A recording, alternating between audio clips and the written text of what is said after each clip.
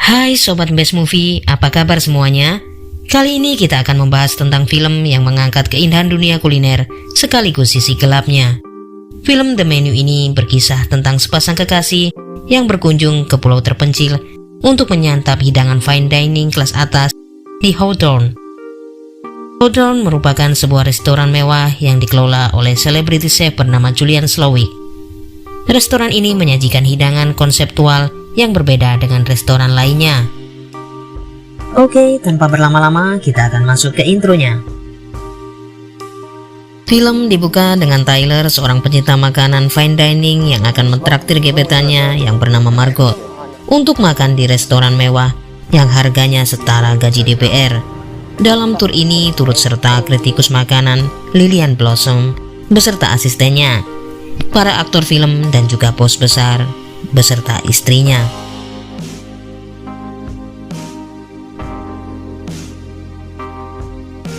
Karena saking eksklusifnya jamuan makan ini, mereka dijemput langsung oleh staf restoran dengan kapal yang akan membawa mereka ke Hawthorne, pulau terpencil di mana restoran itu berasal. Saat tiba di Hawthorne, para tamu langsung disambut oleh Elsa, sang pelayan restoran, dan mereka diabsen satu persatu. Namun ternyata nama Margot tidak masuk dalam daftar tamu. Namun Tyler menjelaskan bahwa Margot adalah tamu yang menggantikan mantan pacar Tyler yang tidak bisa ikut. Kemudian para tamu diajak untuk menikmati pemandangan di sekitarnya. Elsa menjelaskan kalau semua bahan baku langsung diambil dari pulau ini. Kemudian Elsa menunjukkan tempat penyimpanan daging, sembari menjelaskan prosesnya. Tetapi mereka dilarang untuk menyentuh salah satu protein itu. Kemudian para tamu diajak ke dorm tempat staf restoran beristirahat, yang mana tempat ini mirip dengan barak militer. Selanjutnya para tamu digiring untuk memasuki restoran. Di tengah perjalanan, Tyler penasaran dengan rumah yang ditinggali chef dan ingin masuk untuk melihat-lihat. Tapi Elsa melarangnya, karena siapapun dilarang masuk, termasuk staf restoran sekalipun. Kini para tamu telah memasuki restoran. Sebelumnya Elsa menjelaskan tentang peraturan dilarang memotret masakan dan hanya diizinkan untuk melihat live cooking. Mereka pun duduk di mejanya masing-masing sambil menunggu menu pembuka disajikan. Tyler yang sok pede dan sotoy mendatangi dapur untuk melihat-lihat dari dekat proses memasak sambil berbasa-basi pada staf dapur. Tetapi staf itu merasa Tyler begitu mengganggu dan menyuruhnya untuk duduk kembali. Para tamu disajikan semacam makanan selamat datang yang bentuknya mirip dengan permen caca. Kritikus makanan mulai mencari celah untuk mengkritik masakan yang dihidangkan.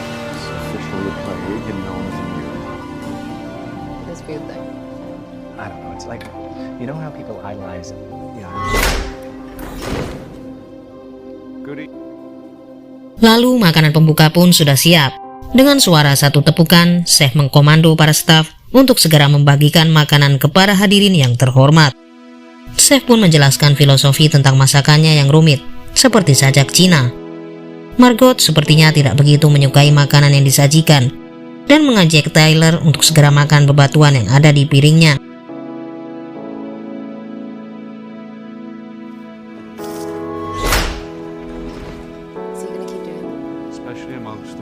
Lanjut menu selanjutnya, chef menghidangkan makanan yang lebih mirip dengan cat air.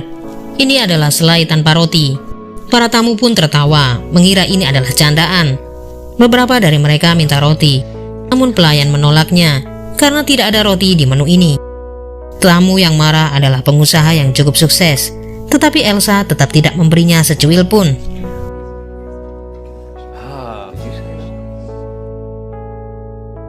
Margot merasa menu ini adalah sebuah hinaan dan dia tidak mau memakannya. Sang koki yang mengetahui langsung menghampiri mejanya dan menanyakan kenapa Margot tidak menyentuh makanannya sama sekali.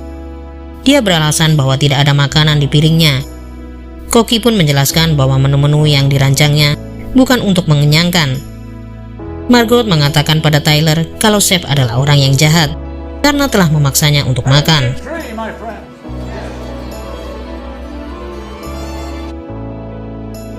Lanjut ke menu berikutnya yang cukup misterius.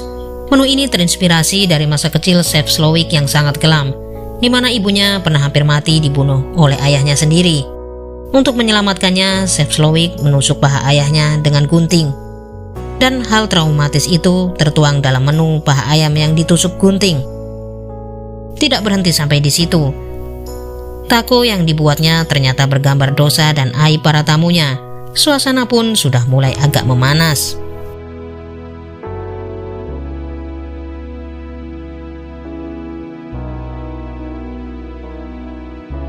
Margot yang sudah bad mood meminta izin ke toilet. Di situ dia diikuti oleh Chef Slowik, dan Chef mengatakan bahwa sikap Margot yang tidak mau makan telah menyakiti hatinya. Chef juga menanyakan asal-usul Margot dan mengatakan bahwa dia tidak seharusnya ada di sini.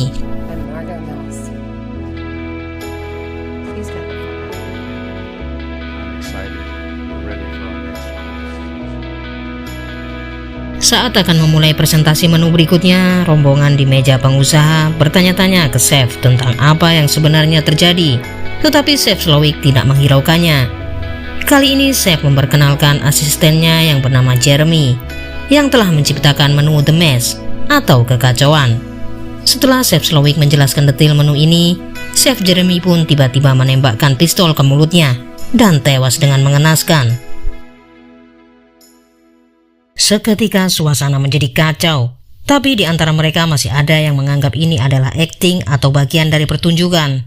Di sisi lain, si Tyler malah asik melahap makanannya bagai predator berdarah dingin yang tidak peduli dengan keadaan.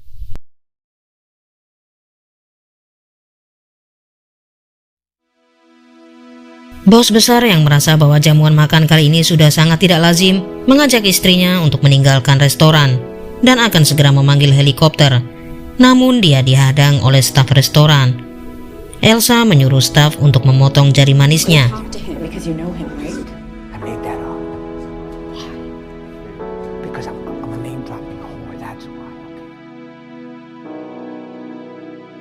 Beralih ke Chef Slowik yang memanggil Margot ke dapur. Chef Slowik menjelaskan bahwa Margot bukan bagian dari rencana dan akan merusak semua yang sudah dipersiapkannya. Namun Margot tetap harus mati bersama mereka. Chef Slowik memberikan waktu 15 menit agar Margot berpikir akan mati di pihak pengunjung atau staf.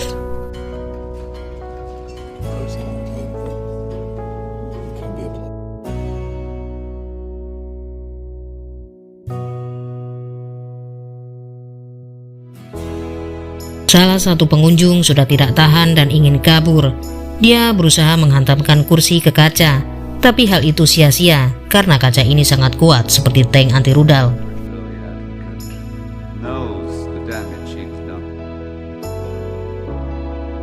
Chef Slowik mendatangi meja Lillian Bloom, sang kritikus makanan, dan menyalahkannya karena ulahnya yang sembarangan menulis ulasan buruk hingga membuat banyak restoran harus tutup.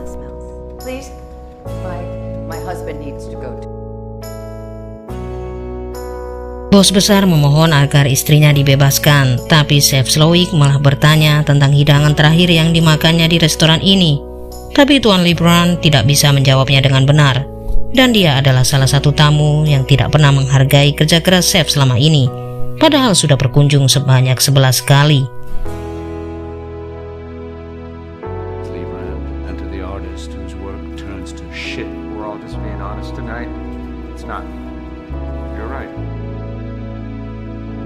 Selanjutnya adalah adegan yang sangat mengerikan, di mana investor dari restoran Hawthorne yaitu Doug Ferry digantung dengan sayap bak malaikat. Ini semua karena kesalahannya yang akan melakukan penggantian chef dan staf. Untuk itu para tamu diajak untuk mendengarkan teriakan Pak Investor yang pelan-pelan ditenggelamkan ke dalam air.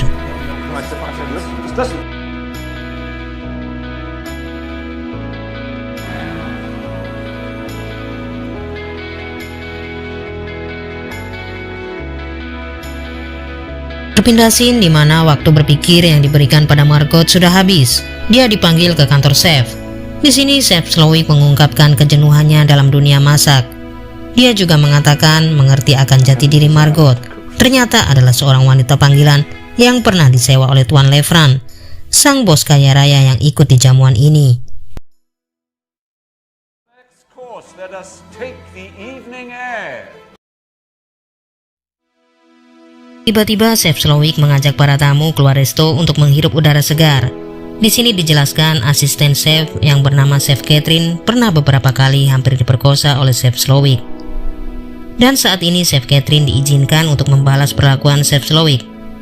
Dengan cepat Chef Catherine menancapkan gunting ke paha sang kepala koki. Kemudian para tamu laki-laki diberi waktu 45 detik untuk kabur. Dan setelah 45 detik berlalu, para staf akan mengejar mereka.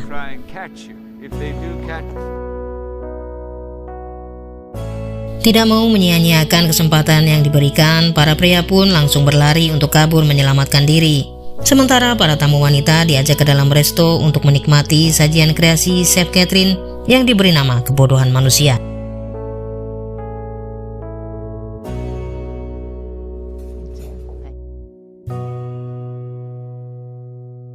Saat menyantap sajian dari Chef Catherine, diketahui bahwa gagasan untuk mati bersama adalah idenya. Karena itu akan menyempurnakan menu yang dibuatnya. Mengetahui hal itu, kritikus makanan Lillian Bloom berusaha merayu chef dengan akan membantunya membuka restoran baru. Namun chef wanita yang tampak depresi ini mengabaikannya.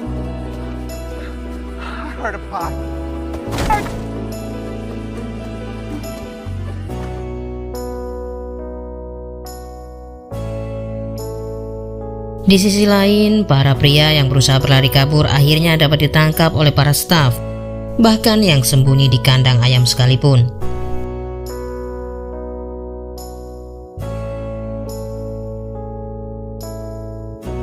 Para pria ini dimasukkan kembali ke dalam restoran untuk pertunjukan selanjutnya. Kemudian saat sedang asik makan, Tyler didatangi oleh Chef Slowik yang bertanya tentang tujuan Tyler datang tanpa membawa pacar, tetapi malah membawa Margot alias Erin yang bukan termasuk daftarnya.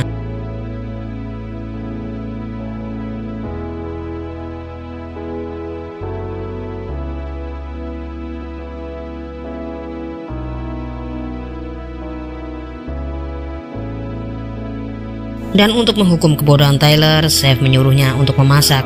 Dengan sangat gugup, Tyler meminta domba untuk dimasak. Chef pun terus mengejek Tyler yang selama ini cuma banyak bicara. Ternyata hasil masakannya masih mentah dan tidak enak, bahkan dilepeh oleh Chef Slowik.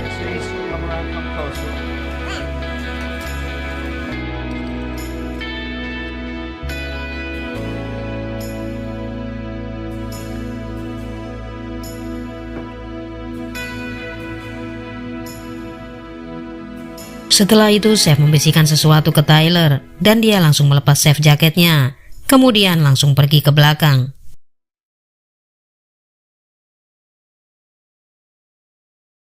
Untuk keperluan menu yang terakhir, Chef Slowik memerintahkan Margot mengambil tong di rumah asap karena merasa Margot adalah bagian dari mereka. Baru juga akan beranjak meninggalkan restoran, Margot malah menemukan Tyler sudah dalam keadaan mati tergantung. Kali ini aktor film menanyakan sebab dirinya harus ikut dihukum. Lalu chef menjelaskan bahwa dia pernah menonton film yang dibintangi aktor itu di hari libur yang sangat berharga buatnya. Tetapi chef sama sekali tidak menyukai filmnya dan sangat marah pada pemain film tersebut. Beralih ke Margot dengan lancang memasuki rumah Chef Slowik. Ternyata dia diikuti oleh Elsa. Elsa marah karena merasa posisinya diambil oleh Margot. Lagi pula untuk masuk rumah chef adalah suatu pelanggaran. Mereka pun bertarung hidup dan mati dengan tewasnya Elsa yang berhasil dilumpuhkan oleh Margot.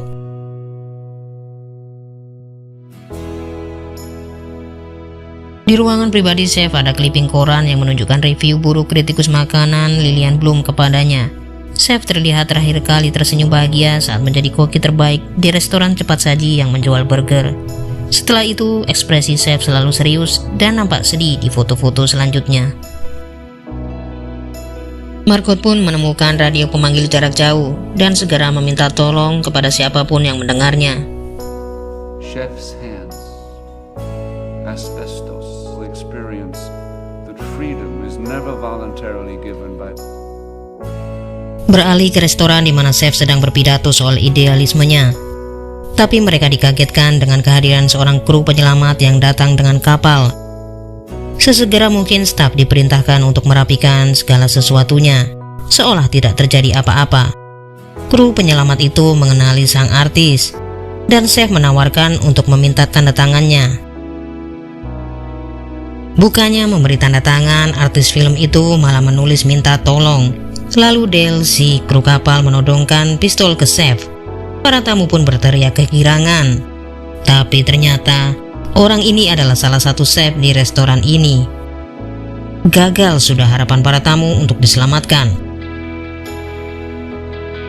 Chef Slowik sangat marah pada Margot karena mengkhianatinya dan langsung melanjutkan memasak. Tiba-tiba Margot menepuk tangan alas Chef Slowik. Dia mengatakan tidak puas dengan masakan chef dan masih merasa kelaparan. Chef Slowik pun menanyakan apa yang akan diminta Margot. Di luar dugaan, ternyata Margot hanya minta cheeseburger yang sederhana. Chef terkejut dan merasa terharu, karena itu adalah salah satu kenangan yang membuatnya bahagia.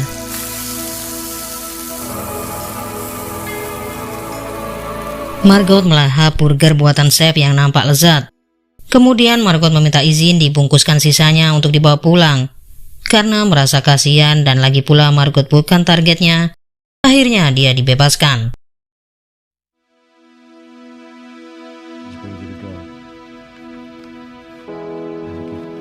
Comfort food classic. Tiba saatnya menu penutup. Para tamu dipasangi bahan-bahan yang mudah terbakar, dan para staf menghias lantai seperti menghias piring. Chef pun bertausiah untuk terakhir kalinya. Kemudian dia mengambil segenggam bara api dan menjatuhkannya. Akhirnya mereka pun mati sia-sia bersama kegilaan chef beserta stafnya.